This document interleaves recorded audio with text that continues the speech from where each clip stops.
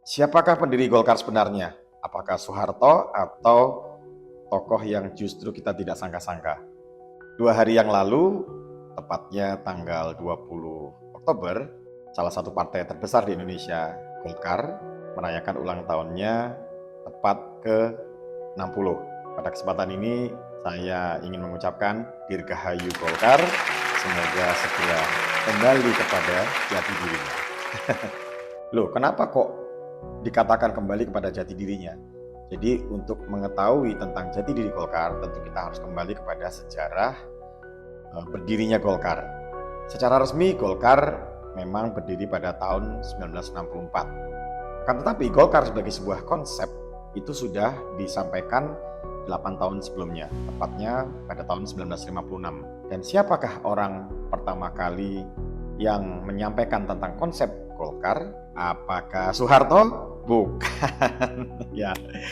Ya, memang kebanyakan orang akan mengira Golkar dibikin oleh Soeharto, karena kita tahu pada masa Orde Baru Golkar menjelma menjadi mesin politik yang sangat kuat yang bisa melanggengkan kekuasaan Pak Harto pada zaman itu. Nah, kembali lagi, siapa sebenarnya konseptor dari Golkar? Saya hitung sampai 3, 2, 1, jangan kaget, Bung Karno. Loh, kok bisa? Bukankah Bung Karno itu justru identik dengan PDI misalnya? Ya, jadi pada tahun 1956 pertama kalinya konsepsi Golkar itu disampaikan di dalam pidato Presiden Soekarno. Jadi bisa dibilang bahwa Bung Karno lah inisiator dari Golkar. Tapi sebetulnya ini ironis, karena bagi sebagian besar orang Bung Karno ini kan identik dengan PDI ya, karena saat ini ketua umum PDIP kan putri beliau ya, Ibu Megawati ya. Sementara Pak Harto identik dengan Golkar. Nah, ironisnya adalah justru sudah saya sampaikan kan ya, bahwa Golkar itu adalah konsep pemikiran dari Bung Karno. Tokoh yang sangat berperan di balik pembentukan PDI, P-nya belum ada pada saat itu ya. Jadi PDI itu dibentuk tahun 1973 yang merupakan penggabungan dari 5 partai yang berhaluan nasionalis atau partai-partai yang dianggap tanda kutip ya jauh dari ideologi Islamis. Kita tahu di zaman Orde Baru kan ada Golkar, yang kelompok agamis disatukan di P3. Nah, yang satu lagi kaum nasionalis itu disatukan di PDI. Nah, kalau begitu siapakah kira-kira tokoh sentral di balik penggabungan partai-partai tersebut? Tentu saja tidak lain dan tidak bukan adalah tokoh yang paling berkuasa di zaman itu, yaitu Pak Harto. Jadi sekali lagi ini bisa dikatakan ironi atau hal yang sangat bertolak belakang dari apa yang menjadi anggapan dari kebanyakan orang. Nah, kita kembali ke tahun 1996, yaitu tahun di mana pertama kalinya konsep Golkar itu dicetuskan oleh Bung Karno. Jadi pada tahun 1996 Presiden Soekarno berpidato bagaimana menanggapi kemelut yang melanda partai-partai politik pada saat itu. Ya, kita tahu pada saat itu setelah pemilu 1955, sistem politik Indonesia pada saat itu menganut sistem multipartai yang jumlahnya jauh lebih banyak daripada partai-partai yang ada pada zaman sekarang.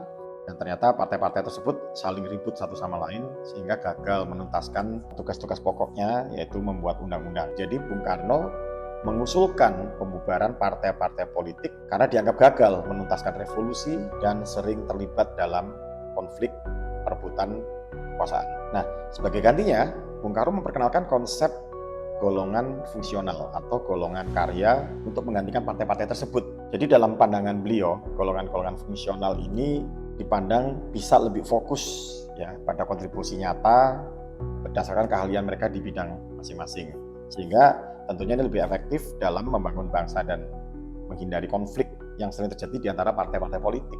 Sehingga gagasan ini mendekati gagasan negara-negara yang berdasarkan meritokrasi. Suatu negara dipimpin oleh orang-orang terbaik di bidangnya masing-masing. Sebenarnya ini keren banget ya konsep Golkar menurut sejarah ya. Kira-kira seperti apa ya pidato dari Bung Karno tentang gagasan golongan karya ini? Jadi saya akan mengutip beberapa bagian yang paling penting yang nanti akan menggambarkan bagaimana sebenarnya konsepsi beliau tentang Golkar yang merespon kekacauan yang diakibatkan oleh partai-partai politik yang ada pada saat itu.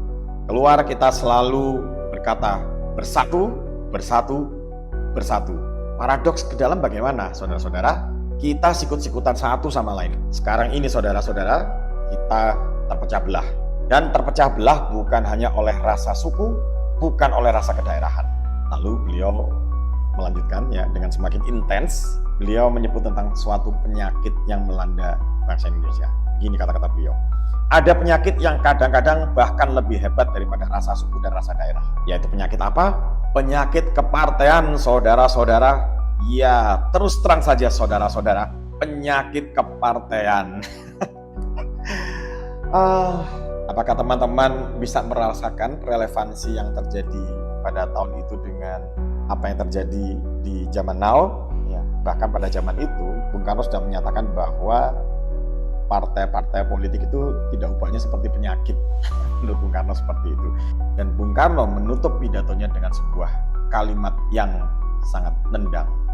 Beliau mengatakan, marilah sekarang bersama-sama kita kuburkan semua partai. Wah, berarti nggak salah kan kalau kita katakan bahwa konsepsi Golkar itu awalnya adalah antitesa partai. Maka dari itu, pada tahun 1964, ya 8 tahun setelah pidato pencanangan gagasan tentang Golkar, pada akhirnya Golkar secara resmi dibentuk. Tapi ingat, pada tahun 1964 Golkar bukanlah parpol, tapi pada saat itu disebut sebagai sekber, sekretariat bersama. Jadi dia semacam sekretariat yang mengakomodir organisasi-organisasi yang tidak berafiliasi secara politik. Misalkan saja ada SOKSI, ada Kosgoro, ada MKGR. Nah, kepanjangannya seperti apa ya? Silakan teman-teman browsing sendiri aja lah. Dan akhirnya kita tahu ya, 2 tahun kemudian Presiden Soekarno harus lengser karena peristiwa kelam G30 PKI. Tapi Golkar tidak berhenti sampai di situ. Golkar justru berkembang menjadi sebuah kekuatan politik yang sangat terstruktur dan dominan di bawah kendali Pak Harto sebagai Presiden kedua Republik Indonesia. Ya, dan memang pada prakteknya kebijakan politik yang dihasilkan oleh Golkar di masa Orde Baru itu tidak sepenuhnya berasal dari ide golongan-golongan fungsional sebagaimana gagasan awalnya. Sebaliknya, Golkar menjadi alat politik bagi pemerintahan Soeharto untuk mengendalikan dan mempertahankan kekuasaan. Di sini, militer memainkan peran penting dalam mendukung dan mengendalikan Golkar, sehingga banyak kebijakan yang dihasilkan lebih mencerminkan kepentingan pemerintah dan militer daripada golongan fungsional. Dan kemudian setelah jatuhnya Pak Harto tahun 1998, kita memasuki era reformasi, disitulah pertama kalinya Golkar bertransformasi menjadi partai politik dengan ketua umumnya Akbar Tanjung. Baru pada saat itu disebut sebagai Partai Golkar. Jadi pada zaman Orde Baru sebutannya bukan Partai Golkar. Pesaingnya P3, PDI semua mengandung P di awalnya, yang artinya partai, tapi Golkar bukan. Sekali lagi, Golkar itu adalah sekber, sekretariat bersama dari golongan-golongan fungsional tadi. Nah, sekarang Golkar kayak apa? Justru ini memang paradoks. Ketika Golkar terlahir sebagai antitesis partai, justru sekarang Golkar itu partai banget, yang ciri-cirinya adalah selalu ingin dekat dengan kekuasaan. Memang Golkar masih kuat, masih terstruktur, walaupun secara ideologi politiknya nggak menonjol sama sekali. Ya, ideologinya dekat dengan kekuasaan itu tadi sih sebetulnya. Nah, itulah kenapa sejak zaman reformasi, walaupun Golkar itu selalu menjadi setidaknya 3 besar partai di Indonesia, tapi hampir tidak pernah muncul tokoh-tokoh politik dari sana yang berperan sebagai game changer, yang membawa bangsa ini lebih baik ke depannya. Bahkan Golkar seringkali melahirkan pemimpin-pemimpin yang kontroversial. Ya, barangkali setelah 10 tahun mungkin ada yang sudah lupa tentang cerita Papa minta saham. Om Setia Novanto yang menjadi ketua umum Golkar pada saat itu dan akhirnya penjara ya karena kasus EKTP ya. Kemudian kita tahu ketua umum Golkar yang sekarang Bapak Bahlil Lahadalia, susah banget namanya, Lahadalia. Yang baru di awal-awal masa jabatannya sebagai ketum Golkar saja sudah bertabur kontroversi ya. Mulai dari dugaannya terlibat praktek jual beli tambang pada saat beliau menjadi Menteri SDM. Terus yang masih fresh di dalam pikiran kita adalah ujaran Raja Jawa yang tidak hanya terasa semacam leaking boot ya, tapi ujaran itu juga berpotensi menciptakan kegaduhan bahkan memecah belah sesama anak bangsa. Dan yang terakhir adalah gelar doktoral dari UI yang banyak sekali mendapatkan kritik dari para akademisi bahkan dari internal UI itu sendiri. Oke, sebagai penutup dari episode ini sekali lagi saya mengucapkan dirgahayu ke-60 bagi Partai Golkar. Semoga segera bisa kembali ke jati dirinya sebagai antitesa partai. Yang kebetulan ini sangat relevan dengan kondisi bangsa kita saat ini. Jadi dari riset kecil-kecilan yang saya lakukan dalam beberapa tahun terakhir ini ke generasi muda atau yang kita sebut sebagai Gen Z, ketika saya tanyakan apakah mereka masih percaya bahwa partai politik itu relevan dalam memperjuangkan aspirasi mereka, ternyata hasilnya mengejutkan, mungkin bagi Anda, tapi bagi saya sebetulnya tidak mengejutkan ya. Jadi hasilnya 87% Gen Z itu sudah tidak percaya dan tidak peduli pada partai politik. Nah, pertanyaannya kalau sudah tidak percaya pada partai politik, apa bisa demokrasi ini dijalankan tanpa partai politik? Jawabannya adalah bisa.